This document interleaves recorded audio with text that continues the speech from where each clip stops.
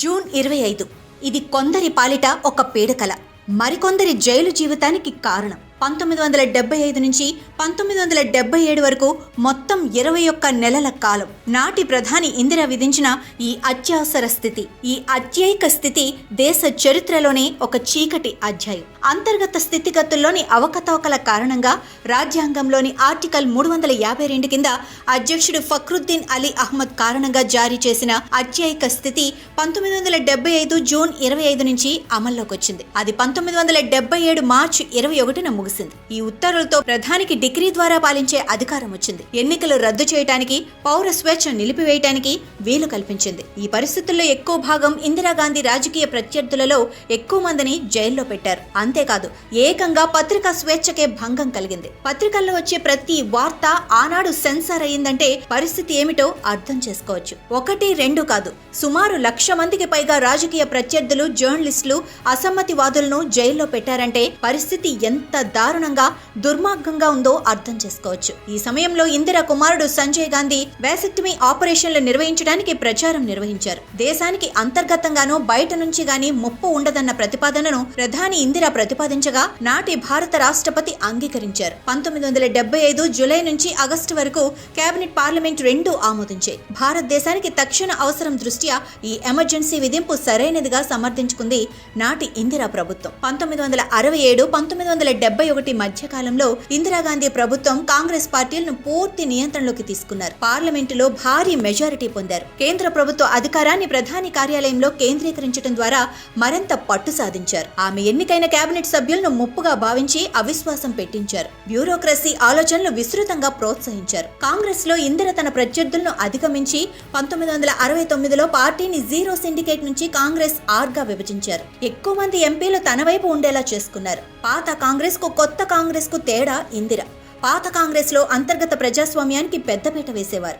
అదే Indira mark party అంటే కేవలం ఆమె కుటుంబ పట్ల విధేయత కలిగి ఉండటమే ఆయా నాయకుల ప్రధాన అర్హతగా ఉండేది. ఒక సమయంలో ఇందిరా మోనార్కిజం ఎంతగా మారిపోయిందంటే ఆయా అసెంబ్లీల్లో ఎమ్మెల్యేలు కాకుండా ఆమె ఎంపిక చేసిన వారు మాత్రమే ముఖ్యమంత్రి అయ్యేవారు. అయితే ఇందిరాగాంధీ ఆ రోజుల్లో ఇంతగా వెలుగులోకి రావడానికి గల కారణం ఏంటని చూస్తే ఆమెకు ఒక మహిళా నేతగా పబ్లిక్ లో ఉన్న ఆకర్షణ మెయిన్ రీజన్ గా కనిపిస్తుంది.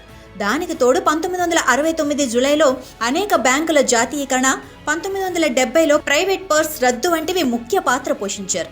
తరచూ ఆర్డినెన్సులు జారీ చేస్తూ ప్రత్యర్థుల్ని షాక్లకు గురి చేసేవారు ఇందిర. పేదలు, దళితులు, మహిళలు, మైనార్టీల టార్గెట్ గా ఆమె రాజకీయాలు నడిపేవారు. దీంతో ఆమెకు బలమైన ఓటు బ్యాంక్ ఏర్పడింది. తన పరిపాలన మొత్తం ఓటు బ్యాంకు రాజకీయాల కోసమే నడిచేది. వీటి చుట్టూ తాను పాలించడం మొదలు పెట్టారు ఆమె. 1971 సార్వత్రిక ఎన్నికల్లో ఇందిర గరీబీ హఠావో నినాదం ప్రధాన ఆకర్షణగా నిలిచింది. దీంతో జనం విపరీతంగా ఆకర్షితులయ్యారు. భారీ మెజారిటీతో గెలిచారు. 518 సీట్లకు గాను 352 స్థానాలలో విజయం సాధించింది కాంగ్రెస్ ఆర్ పార్టీ. దీంతో కాంగ్రెస్ ఆర్ నిజమైన కాంగ్రెస్ గా ప్రసిద్ధి చెందింది. అంతేకాకుండా 1971 యుద్ధంలో భారత్ బద్ధ శత్రు పాకిస్తాన్ ని ఓడించారు. ఇది గతంలో తూర్పు పాకిస్తాన్ గా ఉండిన బంగ్లాదేశ్ స్వాతంత్రానికి దారితీసింది. ఆ మరుసటి నెలలో ఇందిరకు భారతరత్న అవార్డు ప్రదానం చేశారు. తరువాత కాలంలో ఆమెను భారత సామ్రాజ్ఞిగా ఇందర్ మల్హోత్రా వంటి రచయితలు అభివర్ణించారు. ఆనాడు ఆమె ఏ స్థాయికి ఎదిగారంటే నిత్యం ఆరోపించే ప్రతిపక్ష నాయకులు కూడా ఆమెను ఒక అభినవ దుర్గతో సమానంగా ఆరాధించడం మొదలు పెట్టేంత.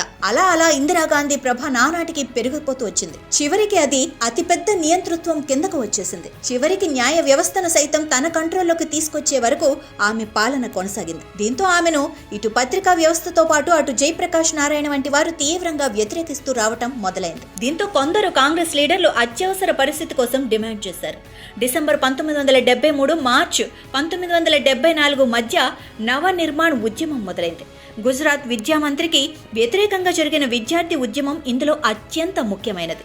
ఇది ఆనాటి ముఖ్యమంత్రి రాజీనామాకు దారితీయటం మాత్రమే కాకుండా గుజరాత్లో రాష్ట్రపతి పాలన విధించడానికి దారితీసింది. ఇంతలో కొందరు నాయకులపై హత్యాయత్నాలు జరిగాయి. రైల్వే మంత్రి లలిత్ నారాయణ్ మిశ్రా బాంబు దాడితో హత్యకు గురయ్యారు. ఇవన్నీ దేశంలో పెరుగుతున్న శాంతి భద్రతల సమస్యను ఎత్తి చూపాయి. వీటిపై ఇందిర సన్నిహితులు ఆమెను హెచ్చరించడం మొదలుపెట్టారు. 1974 మార్చ్, ఏప్రిల్ మధ్యకాలంలో బీహార్ ప్రభుత్వానికి వ్యతిరేకంగా బీహార్ ఛాత్ర సంఘర్ష సమితి నిర్వహించిన ఆందోళనకు విపరీతమైన మద్దతు లభించింది. ఇందుకు జేపీగా పిలిచే జయప్రకాష్ నారాయణ్ నేతృత్వం వహించారు. 1974 ఏప్రిల్లో పాట్నాలో జేపీ సంపూర్ణ విప్లవానికి పిలుపునిచ్చారు. విద్యార్థులు, రైతులు, ప్రజా కళా సంఘాలు ఈ ఉద్యమంలో పాల్గొన్నాయి. భారతీయ సమాజాన్ని అహింస దిశగా పయనించాలన్న పిలుపునిచ్చారు ఆయన. అంతేకాదు, రాష్ట్ర ప్రభుత్వ రద్దుకు పిలుపునిచ్చారు జేపీ. ఇందుకు కేంద్రం ఎట్టి పరిస్థితుల్లోనూ అంగీకరించలేదు. నెల రోజుల తర్వాత దేశంలో అతిపెద్ద యూనియన్ అయిన రైల్వే ఉద్యోగుల సంఘం దేశవ్యాప్త సమ్మెకు పిలుపునిచ్చింది.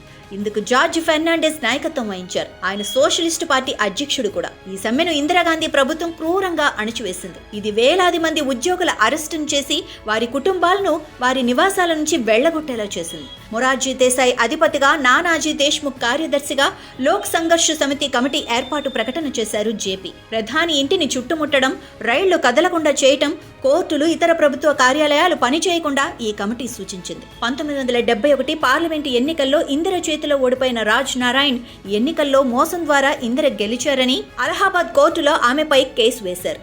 ఇందిర తరపున నాని పాల్కీవాలా కేసు వాదించగా శాంతి భూషణ్ రాజ్ నారాయణ్ తరపున వాదించారు. ఈ సందర్భంగా ఇందిర హైకోర్టులో క్రాస్ ఎగ్జామిన్ కాగా సుమారు 5 గంటల పాటు ఆమె న్యాయమూర్తి ముందు హాజరు కావాల్సి వచ్చింది. ఒక ప్రధాని ఇలా హాజరు కావటం అదే మొదటిసారి. అప్పట్లో అదొక సంచలనం. 1975 జూన్ 12న అలహాబాద్ హైకోర్టు న్యాయమూర్తి సిన్హా ప్రధాని ఇందిర ఎన్నికల ప్రచారం కోసం ప్రభుత్వ యంత్రాంగాన్ని దుర్వినియోగం చేశారన్న అభియోగంపై ఆమెను దోషిగా తీర్పునిచ్చారు. ఇందిర ఎన్నిక చెల్లదని ప్రకటించింది Allahabad high court.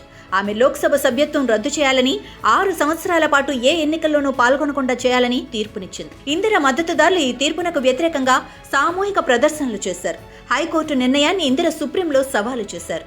Justice Iyer 1975 June 24న high court తీర్పును సమర్థిస్తూ ఎంపీగా ఇందిర హక్కులను నిలిపివేయాలని సూచించారు. అయితే అప్పీల్ పరిష్కారం అయ్యే వరకు ఆమె ప్రధానిగా కొనసాగాలని ఆదేశించారు. అయితే ఆ సమయంలో ఇందిర తాను ఎంపిక చేసిన అధ్యక్షుడు ఫక్రుద్దీన్ అలీని దేశంలో ఎమర్జెన్సీ విధించాల్సిందిగా అభ్యర్థించారు. 3 గంటల్లోగా అన్ని వార్తా సంస్థల విద్యుత్ సరఫరా నిలిపివేశారు. అంతేకాదు, జేపీ వంటి ఎందరో రాజకీయ నాయకులను అరెస్టు చేశారు. ఇదంతా కేంద్ర మంత్రి మండలి ఆమోదం లేకుండానే జరగటం విశేషం. రాజ్యాంగంలోని ఆర్టికల్ 352, 356 ప్రయోగిస్తూ తనకు అసాధారణ అధికారాలను కల్పించుకుని పౌర హక్కులు, రాజకీయ వ్యతిరేకతపై భారీ అణిచివేత ప్రారంభించారు ఇందిర.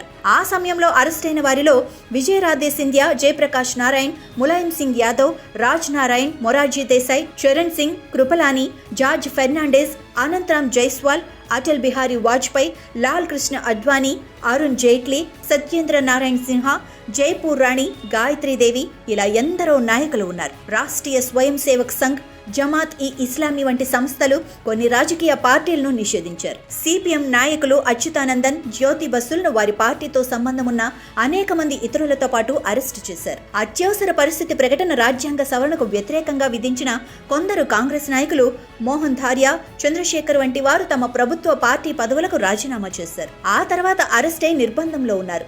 డిఎంకే వంటి ప్రాంతీయ ప్రతిపక్ష పార్టీల సభ్యులు కూడా అరెస్ట్ అయ్యారు. అంతేకాదు, తెలుగులో ఎమర్జెన్సీలో అరెస్టైన వారెవ్వరిని చూస్తే యలమంచిలి శివాజీ మొదటి వరుసలో నిలుస్తారు. ఇలా దేశమంతా ఒకానొక ఎమర్జెన్సీకి లోనై ఎన్నో భయానకమైన పరిస్థితులు ఎదుర్కొంది. ఈ ఎమర్జెన్సీ కారణంగా ములాయం సింగ్ యాదవ్, లాలూ ప్రసాద్ యాదవ్, జార్జ్ ఫెర్నాండెస్ వంటి ఎందరో లీడర్లు దేశ రాజకీయాల్లోకి దూసుకొచ్చారు. తెలుగు వారిలో యలమంచిలి శివాజీతో పాటు వెంకయ్య నాయుడు తదితరులు జైలు పాలయ్యారు. 1977 జనవరి 18న ఇందిరాగాంధీ మార్చి నెలలో ఎన్నికలు నిర్వహించాలని పిలుపునిచ్చారు. ఎందరో ప్రతిపక్ష నేతలను విడుదల చేశారు. ఈ ఎన్నికలు 1977 మార్చి 16 నుంచి 20 వరకు జరిగాయి. జనతా పార్టీ ఎన్నికల్లో ఏకంగా 298 సీట్లు సాధించింది. కాంగ్రెస్ కేవలం 154 సీట్లు మాత్రమే సాధించింది. ఇందిర సైతం తన ప్రత్యర్థి రాజ్ నారాయణ్ పై రాయ్ బరేలీలో ఓటమి పాలయ్యారు. ఇక జనతా పార్టీ మిత్రపక్షాలు మరో 47 సాధించడంతో తొలిసారిగా కాంగ్రెసేతర ప్రధాని మొరార్జీ దేశాయ్ ప్రధానిగా ఎన్నికయ్యారు. అలా ఎమర్జెన్సీ అనే ఒక అంకానికి భారత ప్రజలు కాంగ్రెస్ పార్టీకి గట్టిగానే బుద్ధి చెప్పారు.